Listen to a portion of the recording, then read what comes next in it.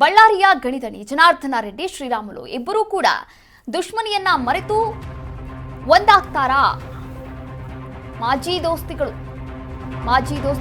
ದುಶ್ಮನಿಯನ್ನ ಮರೆತು ಒಂದಾಗ್ತಾರಾ? ಕಲಹವನ್ನ ಮರೆತು ಒಂದಾಗ್ತಾರಾ ಎನ್ನುವಂತಹ ಪ್ರಶ್ನೆ ಎದುರಾಗಿದೆ. ದೆಹಲಿಯಲ್ಲಿ ಸಂಧಾನಕ್ಕೆ ವೇದಿಕೆ ಕೂಡ ಸಿದ್ಧವಾಯಿತಾ ಎನ್ನುವಂತಹ ಒಂದಷ್ಟು ಕುತೂಹಲ ಕೂಡ ಇರುವಂಥದ್ದು. ಜನಾರ್ದನ ರೆಡ್ಡಿ ಹಾಗೆ ಶ್ರೀರಾಮುಲು ಇಬ್ಬರೂ ಕೂಡ ರಾಮ ಲಕ್ಷ್ಮಣರಂತೆ ಇದ್ದಂತಹ ನಾಯಕರು ಅಂತಾನೆ ಹೇಳ್ಬೋದು.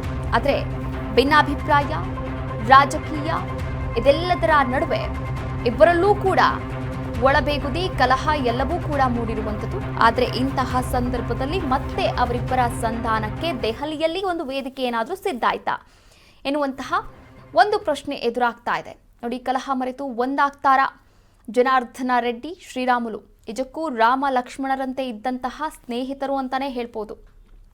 ಅಕ್ಕಪಕ್ಕದಲ್ಲೇ ಅಕ್ಕಪಕ್ಕದ ಮನೆಯಲ್ಲಿದ್ದರೂ ಕೂಡ ಒಂದೇ ಕಾಂಪೌಂಡ್ನಲ್ಲಿ ಇಬ್ಬರ ಮನೆಗೂ ಕೂಡ ಒಂದೇ ಗೇಟು, ಇಬ್ಬರೂ ಕೂಡ ಚೆನ್ನಾಗೇ ಇದ್ದರು. ಆದರೆ ಒಂದಷ್ಟು ಮಾತುಗಳು, ಹೇಳಿಕೆಗಳು ಹಾಗೆ ಘಟನೆಗಳು ಎಲ್ಲವೂ ಕೂಡ ಅವರಿಬ್ಬರ ಸಂಬಂಧವನ್ನು ಹಾಳು ಮಾಡಿರುವಂಥದ್ದು. ಆದರೆ ಇವಾಗ ಇವರ ಸಂಧಾನವಾಗುತ್ತಾ? ಯಾರ ನೇತೃತ್ವದಲ್ಲಿ ಸಂಧಾನವಾಗಬಹುದು? ದೆಹಲಿಯಲ್ಲಿ ಇದಕ್ಕೆ ವೇದಿಕೆ ಏನಾದರೂ ಸಿದ್ಧ ಮಾಡಲಾಗಿದೆಯಾ ಎನ್ನುವಂತಹ ಒಂದಷ್ಟು ಕುತೂಹಲ ಕೂಡ ಮೂಡ್ತಾ ಇರುವಂಥದ್ದು. ನನ್ನ ಸಹೋದರ ಜನಾರ್ದನ ರೆಡ್ಡಿ ಆಗಲಿ, ಶ್ರೀರಾಮುಲು ಆಗಲಿ ಬಹಳ ವರ್ಷಗಳಿಂದ ಸ್ನೇಹಿತರು. ಅವರು ಸಂಧಾನ ವಿಷಯ ಅಲ್ಲಿ ಬರಲ್ಲ. ಸೋಮಣ್ಣ ಸಾರ್ ಅವರು ಕರೆದಿದ್ದಾರೆ, ಇಬ್ಬರು ಡೆಲ್ಲಿಗೆ ಬರ್ರಿ ಅಂತೇಳಿ. ಅವರಿಬ್ಬರು ಹೋಗಿ ಅಲ್ಲಿ ಸಂಧಾನ ಮಾಡಿಕೊಂಡು ಅದೇನು ಫ್ರೆಂಡ್ಶಿಪ್ ಅಷ್ಟೇ, ಅದು ಸ್ವಲ್ಪ ಏನೋ ಮಿಸ್ಅಂಡರ್ಸ್ಟ್ಯಾಂಡಿಂಗ್ ಆಗಿದೆ, ಅದನ್ನೆಲ್ಲ ಸರಿಪಡಿಸ್ಕೊಂಡು ಬಂದುಬಿಡ್ತಾರೆ. 100%. ಬಳ್ಳಾರಿ ಜಿಲ್ಲೆ ಅಲ್ಲ, ಇಡೀ ನಾರ್ತ್ ಕರ್ನಾಟಕ ಕಂಪ್ಲೀಟ್, ಕಲ್ಯಾಣ ಕರ್ನಾಟಕ ಭಾಗದಲ್ಲಿ ಅಷ್ಟೇ. ನನ್ನ ರಾಮುಲು ನನಗೆ ತಮ್ಮನೇ, ಜನಾರ್ದನ ರೆಡ್ಡಿ ಕೂಡ ತಮ್ಮನೇ. ಅಲ್ಲ, ಯಶಸ್ವಿ ಹೋಗ್ಬೇಕಲ್ಲಿ ಡೆಲ್ಲಿಗೆ ಹೋಗಿ ಮಾಡ್ಕೊಂಡು ಬಂದ್ಬಿಡ್ತಾರೆ.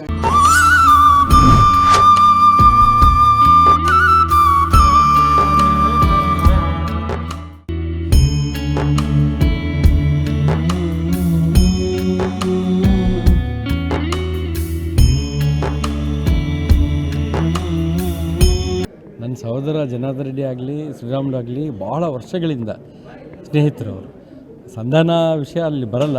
ಸೋಮಣ್ಣ ಸಾರ್ ಅವರು ಕರೆದಿದ್ದಾರೆ, ಇಬ್ಬರು ಡೆಲ್ಲಿಗೆ ಬರ್ರಿ ಅಂತೇಳಿ. ಅವರಿಬ್ಬರು ಹೋಗಿ ಅಲ್ಲಿ ಸಂಧಾನ ಮಾಡಿಕೊಂಡು ಅದೇನು ಫ್ರೆಂಡ್ಶಿಪ್ ಅಷ್ಟೇ, ಅದು.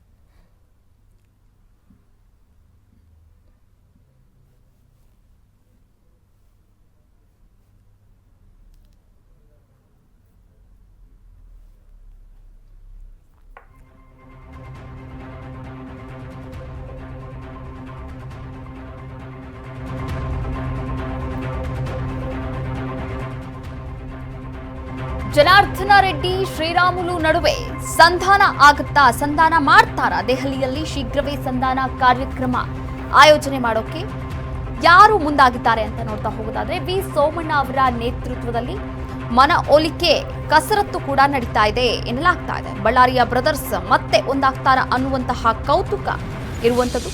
ಹೈಕಮಾಂಡ್ ಸಲಹೆಯಂತೆ ಸೋಮಣ್ಣ ಸಂಧಾನ ಕಾರ್ಯಕ್ರಮಕ್ಕೆ ಮುಂದಾದ್ರ?